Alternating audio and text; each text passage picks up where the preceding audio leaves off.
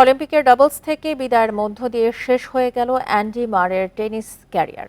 ডাবলসের quarter ফাইনালে যুক্তরাষ্ট্রের Taylor Fritz এবং টম পলের বিপক্ষে হেরেছেন সরাসরি সেটে। ব্রিটিশ এই টেনিস আইকন অলিম্পিক দিয়েই ক্যারিয়ার শেষের ঘোষণা দিয়েছিলেন। স্বর্ণ জয়ের স্বপ্ন থাকলেও ডান ইভান্সকে সঙ্গে নিয়ে যুক্তরাষ্ট্রের কাছে 6-2 ও 6-4 গেমে হেরেছেন তিনবারের গ্র্যান্ড স্ল্যাম জয়ী এই টেনিস তারকা। এর আগে অলিম্পিকে দুইবার স্বর্ণ জয়ের কীর্তি থাকলেও এবার কোয়ার্টারেই থামল 37 বছর বয়সী মারে। 2012 সালে লন্ডন অলিম্পিক এবং 2016 সালে রিওতে স্বর্ণ জিতেছিলেন এই টেনিস কিংবদন্তি।